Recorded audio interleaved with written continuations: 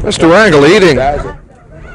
Wrangle eating a hot dog, walking the streets. You look like a man who's still campaigning. No, I was explaining earlier.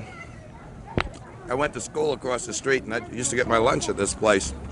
That time was sausage and a root beer. It was a nickel. And this guy never gave me a break on anything, so when he said it was a freebie, I just took advantage of it. Well, that was a freebie. You didn't pay for it. Quite passionate. One of the big criticisms against Adam Clayton Powell was that he didn't really represent Harlem, that he spent his time elsewhere. What are you going to do in that respect? Spend my time in Harlem and in Washington. You're telling the people here that you are really going to represent them, that you're not going to let them down. Didn't I tell you the software you're gonna win? That's right. Your doggone right be behind you in Harlem, man. A lot of people lost money in this election. Thanking you for your support. I've probably been sitting on stages like this for a long time, probably longer than that. Well, you're 36, and that's a 25-year lifespan in a business. Yeah, it's actually 26 years now. Yeah. If I figure it out, 1950, and I opened in my first play in 1950 in Chicago around Christmas time. So it's about this time. That, What'd you do before that? just nothing. Just hung around the stoop and the Bronx, just being a bum, you know. When, for instance, when you're doing P.S. Your Cat Is Dead, your New York accent is flawless, and then when you and I chat, there's no recognition. Every once in a while, you know, the New York will sneak in, I'm sure. But does that just work out from the theater? Did that work out through voice teachers, through drama? Yeah, because in the beginning, I couldn't say, I mean, when I was a little kid, I used to really say D's, dems, and does. I mean, I really didn't. I had to go to school and learn how to get rid of all that. And that's why I laugh sometimes when I think of it. Some of the best roles that I've had to use these, dems, and those. Because after all those lessons, you know, I'm back again talking like a street kid.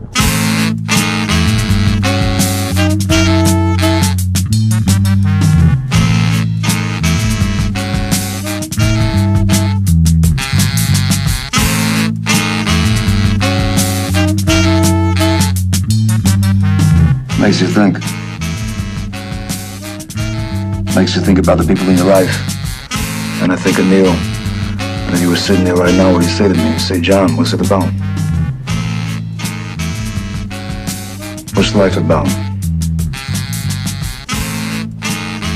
You don't go through it as a man's man. You say, suck it up, take the fall, do the time. That's made you who you are. That makes you what you are. How long have we been around this thing of ours? This goes on true. 120 years. And what's it about? It's about the rules, parameters. When you take the beating for the friend, you don't run, you don't lay down, you don't betray who you are, what you are. Self-esteem. Self-esteem is basic. You pick it up in the street, that goes with the street. You gotta remember Angie. I love this guy. I loved him. And he was stupid. He never listened to me. He always wanted the goddamn dope money. He never rolled. You know that? He never rolled. My brother Gene, Joey, the Mig, they don't roll. They're doing 1,000 years now. They don't roll. They don't rat white, that's the rule. You don't break, you don't rat. Basic rules. Gives you a little power, right? Not the kind of power these feds have. God forbid, right? God forbid we pull their chain in public. They fucking dress better than them, they take it personal, like it's a fucking vendetta. Right? They're supposed to act better than the rest of us. Just want me to be something I wasn't even born to be. Humble. Humble. They want you to be humble. Yeah, so you humble me. What you got now? You got a war. You got a global war. You got the Chinks, you got the Dominicans, the Asians, the Russians, the Colombians, the Jamaicans. What they doing? They desecrate the nation. You got your veritable fucking snowstorms of cocaine and smack, whatever the hell else they shove in their veins. You got a worldwide crime syndicate now. There's no rules. There's no parameters. There's no feelings. There's no feelings for this country. Anarchy. With anarchy.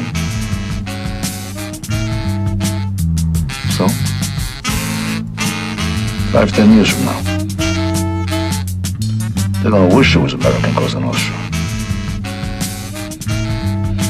5, 10 years from now, they're gonna miss John Gotti. As far as I am concerned, in the Bronx, over 80 women assigned to street assignments, 7 days a week, 24 hours a day, in the toughest ghetto in the United States. I think it has worked extraordinarily well. I think that women can be used interchangeably with men in the police forces of this nation to the profit of society and to the department. Less than an hour after the electric light failed, individual New Yorkers in most neighborhoods were directing traffic. But in the worst slums of the city, the light of mindless violence lit up the sky as the blackout divided the town into two societies, separate and unequal.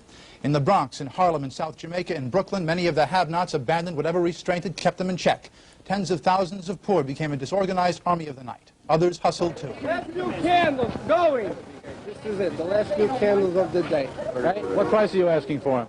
Well, I was selling boxes for $3 a box, or these for 50 cents each. Isn't that a bit of a ripoff? No, not really. Well, it's, there's a blackout going on and people are going for it. It was party time on Manhattan's fashionable East Side, an evening of quick, easy friendships. Outside a luxury apartment house, I found friendly neighbors. Where were you when the lights went out? I was in a class at NYU, and the professor said she thought we could go home. And you, sir? I was lounging in my easy chair watching a hell of a good movie. But fortunately, I keep an emergency bag that I take up in the North Woods, and I reached in and turned on all my lights. We could all learn a lesson from you. Where were you, sir? I was looking for my old lady. Where were you when the lights went out? The lights went out. I was in the movies in seeing This Side of Midnight. And it was a terrific movie and a great sexy scene, and it suddenly blacked out, and everybody almost fainted. Spanish Harlem has been good to me. I have no complaint about Spanish Harlem. I'm talking about the 10th of 1% that the mayor even said, the 10th of 1% that ruined this city, that went and made shambles out of all the stores here. It's a very small percentage. You can't judge East Harlem, New York, or any other city in this country by just a few handfuls of scum, and that's what they are. Thank you, sir. Good luck.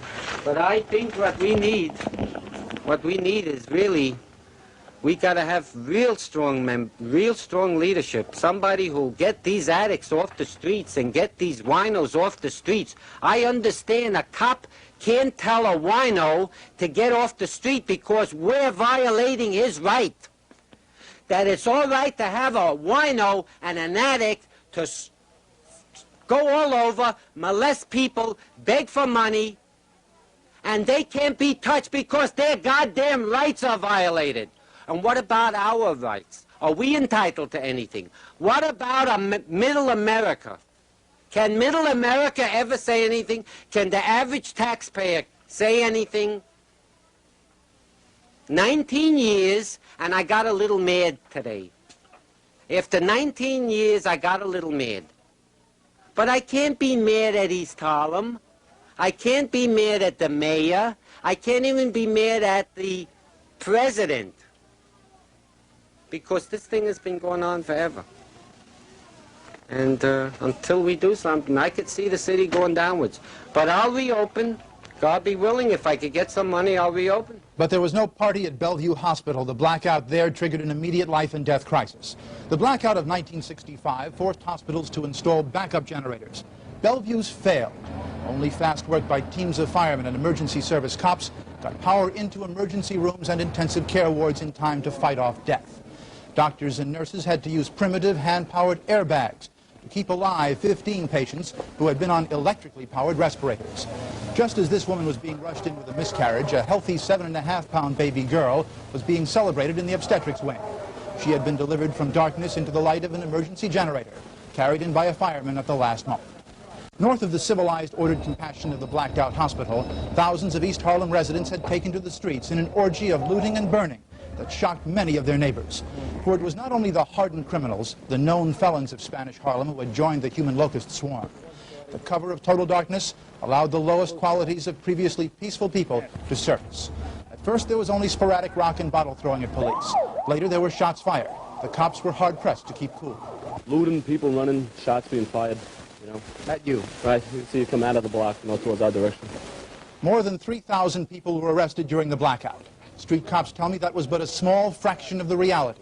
Tens of thousands learned crime can pay. These are not the tools of a community affairs officer, but Detective Mike Williams has had to use them tonight. Why? It's strange, Jeff. Years ago, 1965, right? The first blackout, I was a rookie in the 2-5. And at that particular time, everybody out there in the street was trying to help somebody. This time, it's all different. It seems like they've just gone wild. But tonight, even now, if you go down on 96th Street, south of 96th Street, you could see John Q. Citizen out there in his white clothes, so he can be seen by the traffic lights, directing traffic. I was in a 2-4, and 3 people came up and said, "What can we do to volunteer?" It was really something, you know. But once you move north of 96th Street into the ghetto, I don't say ghetto. It's just they have an idea. It seems like it seems like if it ever happens again, we're gonna get it. The blackout literally struck us like lightning. The power went off in Manhattan just 26 minutes before Steve and I were scheduled to begin our regular evening report. Instead, we found ourselves working by candlelight, trying in those first few minutes to determine just how widespread the blackout was. Because they had emergency generators, the phone company kept open our lines of communication. We were off the air, literally working in the dark. But the all-news radio stations managed either to stay on the air or get back on within seconds. It was radio's night, and they did it on their own. The sophisticated computers that drive the teletypes were silent. All of us relied on the radio reporters to keep us up to the minute on development at police headquarters, with Con Ed, and on the streets. It was the night of the transistor and car radio. Television screens throughout New York and Westchester were black. WNBC-TV managed to get back on the air at 11:02 that night. WCBS-TV only lost a few minutes. Both stations had auxiliary generators at the Empire State Building to keep their transmitters on. Both began producing news specials. Chuck Scarborough and Tony Guide on Channel 4, Jim Jensen and Dave Marish on Channel 2. It wasn't easy. Each team operated with a single light in a corner of their newsroom. But those of us affected by the blackout couldn't see or hear them. Their reports were watched on Long Island and in New Jersey. Here's part of what people who had power saw and heard. It was a night of terror that lasted for 25 hours. What happened to this blinded city? How did it happen? And most important, what can be done to prevent it from happening again? In the next 2.5 hours, Action News will examine all of these questions. We will be joined by Action News reporters Bill Littauer, Jeff Kamen, Frank Casey, and Howard Tuckner. You will hear from the looters and their victims, representatives of the police and fire departments, the criminal justice system, the elected officials who had to deal with the crisis, and those who challenge their decisions and want to be elected in their place. The statistics are overwhelming, almost beyond comprehension. Total cost, possibly several $100 million. 3,176 people arrested, 132 policemen injured, 1,576 businesses looted or set on fire. And yet it started innocently. At first it seemed like 1965 all over again. New Yorkers pitching in to help each other. Jeff Kamen was on the street with an Action News film crew soon after the lights went out. Yeah, it's recording.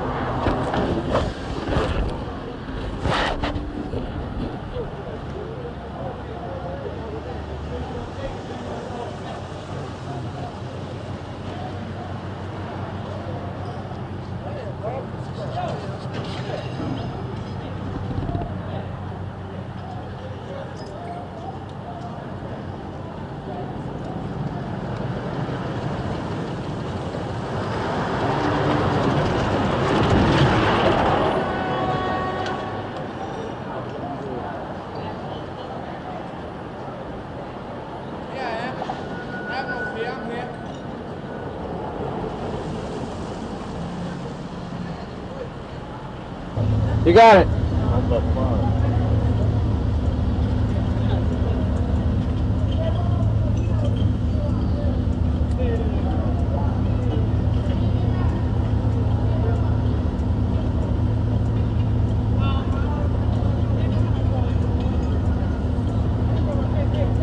Está cogiendo ahí mismo.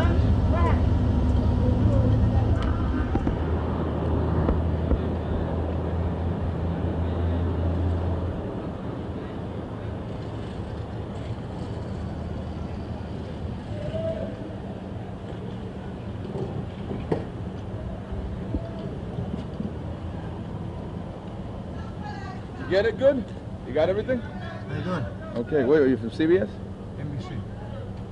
What happened to you? I got jumped by 4 guys. We in a jungle or what? 4 guys jumped me over there. But I'll get them. You know who they are? Sure. I know one of them. He made a mistake. He let me see his face. I know one.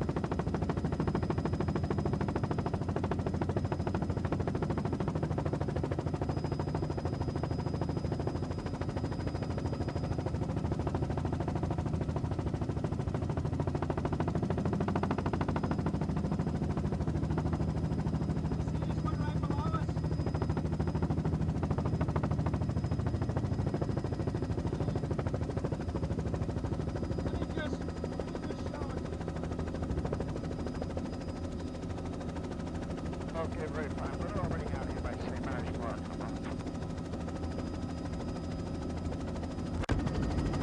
Rolling? Yeah, rolling.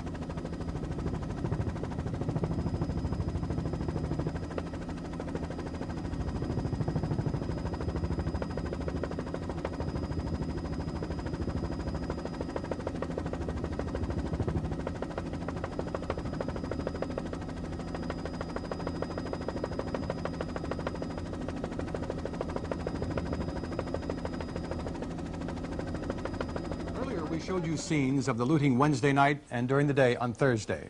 3,776 people arrested. Thousands more fled the gutted stores before police arrived. They paraded before television cameras with their loot. They laughed, joked, and danced in the streets. It was a holiday of lawlessness. Did they think about what they were doing? Did they feel any pangs of guilt? Jeff Kamen talked with several of the looters and some of their neighbors who said that they just held back. The police came with 4 cars, right? They ran up on the sidewalk. They blocked the doorways off, right? I jump over 1 car, right? They tell me to hard. I tell them, yo, you know? I said, everybody else is still and why can't I still, you know? They should have just took what they wanted. That's all. They had to burn the place down. Now we got nowhere to shop. Nowhere to shop. You gotta go far. You gotta go all the way to Pathmark, and that's the where. Why was it that everyone was looting? Can somebody give me an insight into that?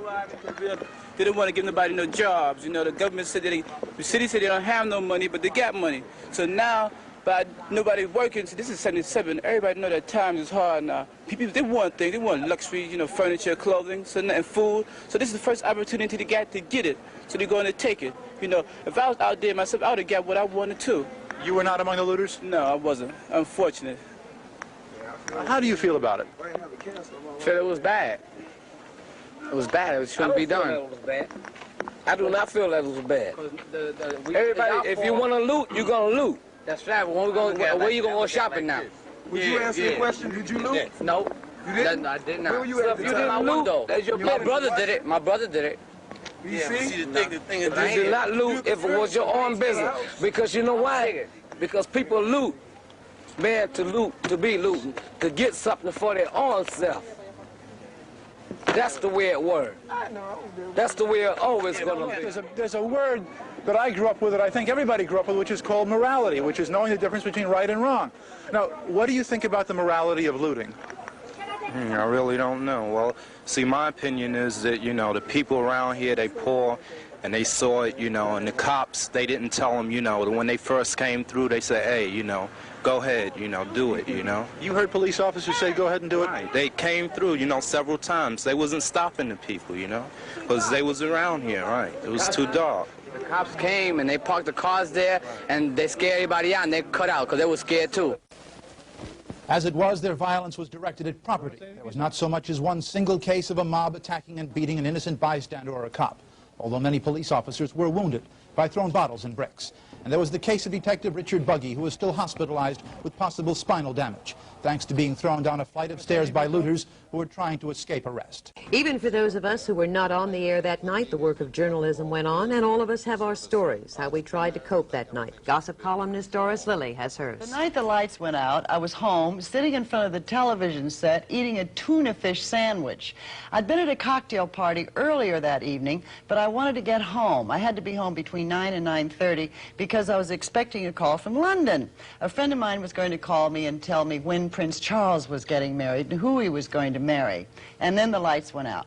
Now, I knew that I had a flashlight because I'd paid $14 for one about 2 weeks before, but I couldn't find it. I couldn't find 3 transistor radios that I knew I had, but I'd put in closets someplace. And I couldn't even find candles. So I went around the apartment with a cigarette lighter like this, ran into a table, and realized that on this table were 2 candelabras with 12 candles on them. So I lit all the candles, went into my bedroom like a latter-day Lady Macbeth, went to bed and went to sleep. Got up the next morning, packed, and went out to East Hampton. Now, many, many people from New York that could get away, got away. And they went out to East Hampton and just to get away from it all, because everyone was afraid that the lights would go out again. And I saw Larry Lockman, he's chairman of the board of Bloomingdale's. I saw the Paul Mannheims. I saw Lee Eastman, he's the father of Linda Eastman, who's married to Paul McCartney. And it was a lovely, cool, delicious time, but I never got my phone call from London, and I still don't know who Prince Charles is going to marry.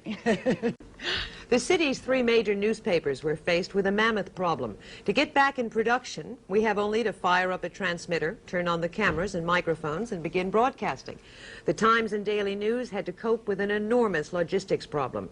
The Times managed to get a 40-page edition out Thursday with the help of the Record in Hackensack, and the News put out a 32-page blackout edition with help from Newsday. The New York Post was unable to publish it at all on Thursday, but when he did get his paper back on the street Friday, publisher Robert Murdoch ordered a headline that screamed 24 hours, a night of terror. Deputy Mayor for Economic Development, Osborne Elliott, criticized the Post headline as sensationalism.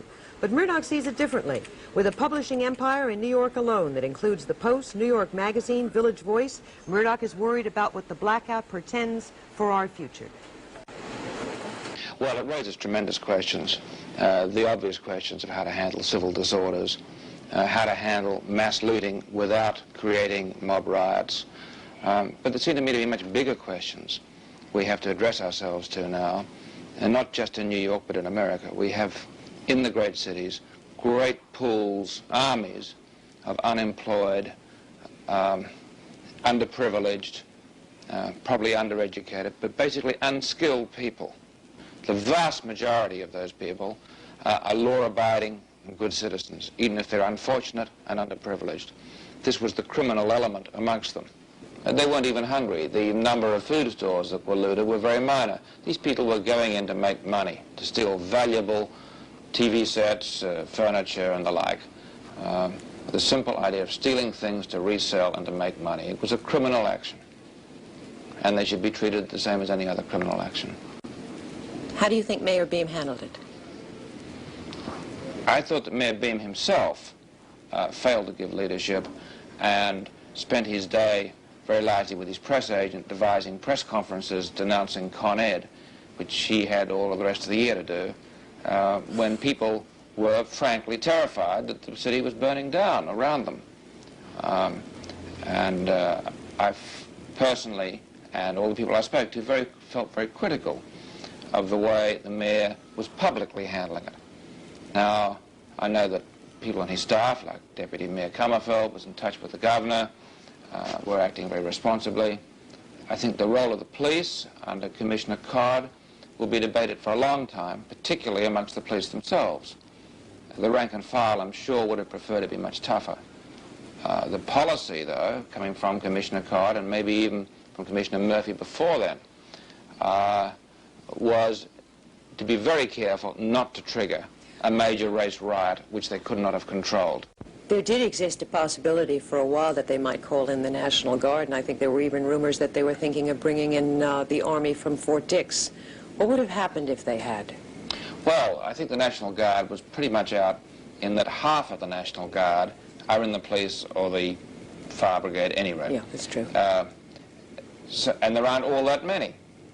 Would there be enough National Guardsmen if this triggered a riot? At the time you had 10,000 people, say, looting stores, and 200,000 watching them. The theory was that if anyone started shooting, you'd unite those two. You'd have 210,000 people on your hands rioting. The National Guard couldn't have handled a riot of that size. The alternative really, all along, was if it got too far out of hand, they would have had to bring in the army. Do you see the aftermath of the blackout, and obviously crises that have hit the city before the blackout, but do you see this sort of thing pushing more and more people out of New York City and affecting a number of people who might have considered coming into New York? Yes.